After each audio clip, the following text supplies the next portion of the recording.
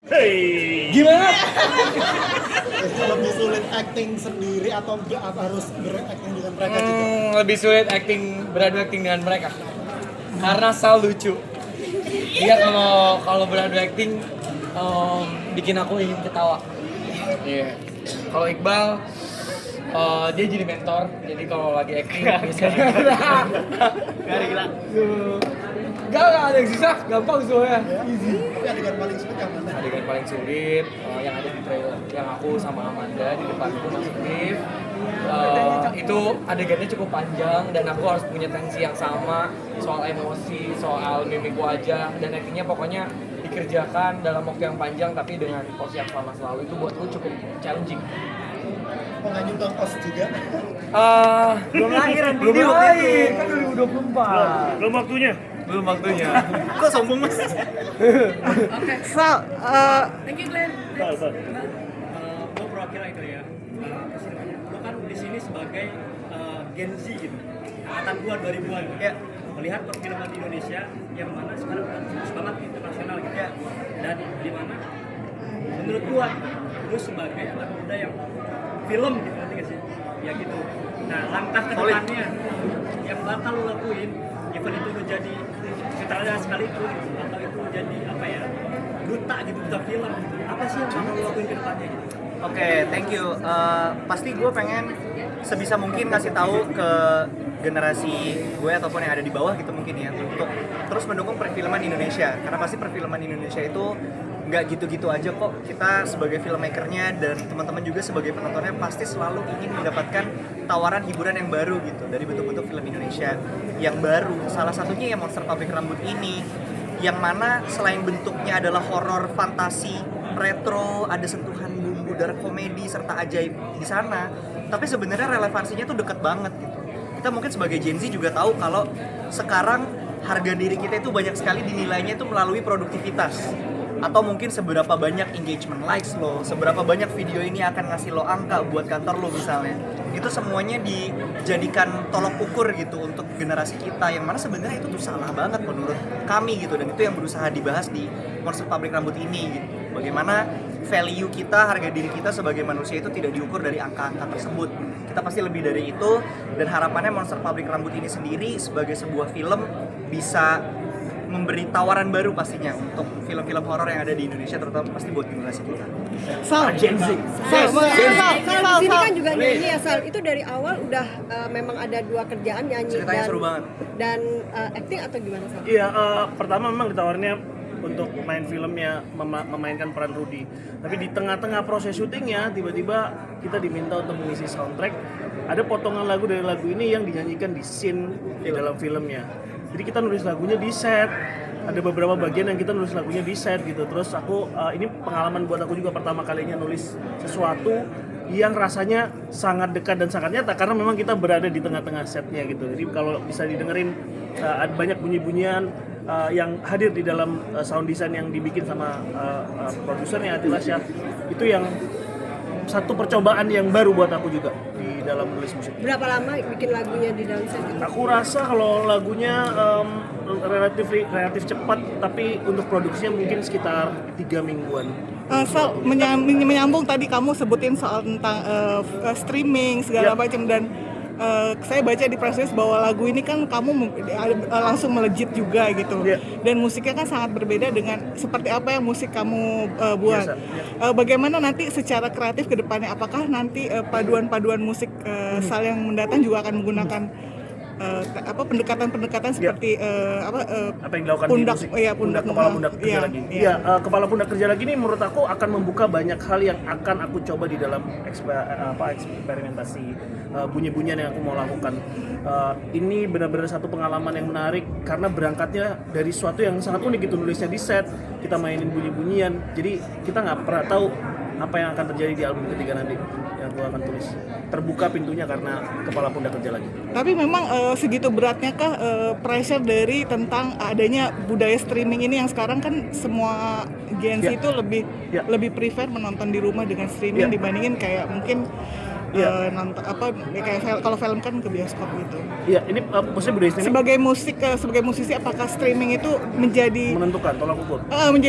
membuat secara kreatif juga membutuhkan kamu gitu kayak blok kamu atau justru malah gue harus eksplorasi lagi gitu. Iya, aku rasakan nilai streams, angka streams itu kan selalu kita lihat sebagai data untuk bisa menunjukkan keberhasilan lagunya gitu. Ini yang tadi aku juga sampaikan gitu. Ini benar-benar bisa jadi ilusi kadang-kadang terhadap cara kita berkarya. Kita mau ngomong sesuatu rasanya kemudian terbatas dengan ini laku nggak ya, ini bisa nggak ya disampaikan atau bisa sampai nggak ya ke titik misalnya streamsnya tinggi. Hal itu yang kadang-kadang bikin kita jadi kayak nggak lancar untuk mau melakukan apa yang sebenarnya kita harus lakukan sebagai seorang pengarang. Sempet nggak ada lagu-lagu kamu yang prediksi kok di streaming bakal naik ternyata flop gitu atau malah Tentu saja ada, karena kalau buat aku sendiri proses bikin lagu tuh aku berhenti di proses bikin lagunya. Setelah itu semua yang akan bergerak ke depan adalah marketing promosi. Jadi dua keberhasilan yang berbeda. Aku merasa berhasil membuat lagunya, kemudian baru kita bicarakan soal marketing promosi. Jadi dua hal yang berbeda itu. Oke. Mungkin kalau Iqbal saya penasaran apakah ada kepuasan tersendiri, kan kamu bilang katanya kalau misalnya suruh main dengan praktikal lagi kayaknya nggak mau gitu, tapi setelah melihat respon sebenarnya kira-kira tetap sama atau sudah berubah pikiran atau bagaimana? Saya rasa tergantung ceritanya seperti apa dan arahan visi filmnya mau kemana ya. Karena buat saya maksudnya practical effect itu memang menjadi salah satu variabel di film ini, tapi kan bukan satu-satunya, atau bahkan mungkin datang setelah ide cerita keresahan dari Bung Edu dan Bung Eka itu hadir. Jadi tetap buat saya yang paling penting dari sebuah film memang adalah ceritanya sih. Bagaimana akhirnya cerita tersebut dikemas itu yang nanti kita pikir-pikir lagi. Saya tuh melihat dari tadi kredit film ada Maudy Ayunda juga sebagai eksekutif produser. Itu kamu gimana tuh? Apakah nggak sempat kamu hanya cuma ngobrol lewat Palari aja atau sempatnya kamu juga chip in atau gimana gitu? Saya nggak sempat banyak ngobrol sama teman-teman produser eksekutif yang lain, mungkin kecuali dengan Ko Ernest Prakasa gitu, yang lumayan intens diskusinya dengan saya sebelum akhirnya memutuskan untuk menjadi produser eksekutif juga.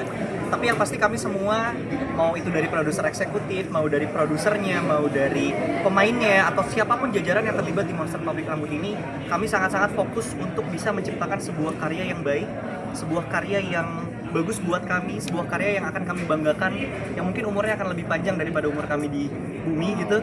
Dan bagaimana akhirnya kami bisa menyampaikan film ini kepada penontonnya nanti di luar sana, yang harapannya pastinya tanpa mencoba menjadi naif, semoga bisa diterima dengan baik oleh masyarakat Indonesia. Oke.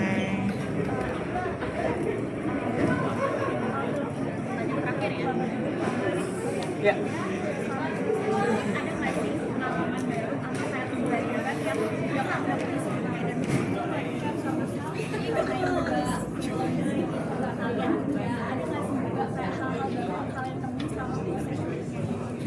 Mungkin aku revisi dikit, kalau untuk aku dan Sal ini film kedua kami di Palari.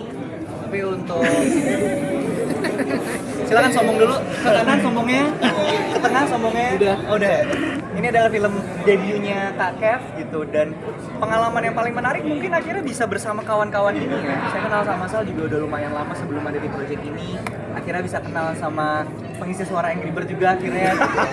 Jadi akhirnya bagaimana kami semua bertemu dan bisa berkolaborasi, nggak cuma laki-laki yang ada di sini gitu ya, dengan Rachel Amanda dan juga Lutesha, juga teman-teman dari berbagai negara yang ada di lokasi gitu, dengan bahasa yang harus ada translatornya di sana gitu. Itu semuanya menjadi pengalaman menarik dan sesuatu yang kalau buat saya pribadi saya nggak pernah dapetin sebelumnya sih. Ditambah tadi ya dengan practical effect, hal-hal yang kami bisa pegang dan lihat secara fisikal bukan digital, itu juga pasti merupakan sebuah hal yang baru buat kami dan baru untuk genre horor di Indonesia. Kev juga punya cerita menarik soal pertama kali kita ketemu ya sama kita ya. Kasih tahu bro, Gimana ceritanya? kasih tahu. Bikin grup baru lagi kan? Alright. Kalau aku, ini semuanya baru. Karena ini film pertama. Tapi mau main film lagi nggak? Mau. Tergantung. Gak ada tergantung, aku pasti main. Oke.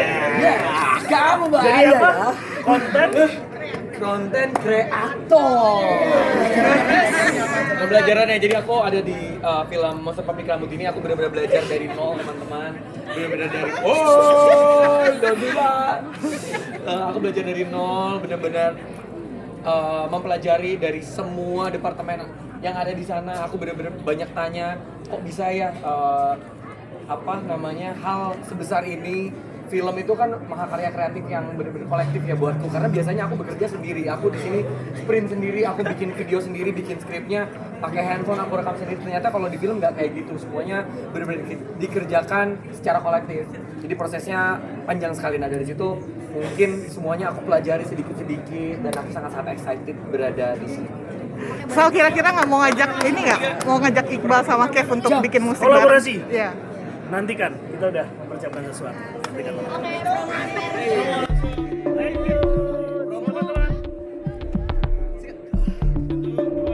Jangan lupa saksikan Monster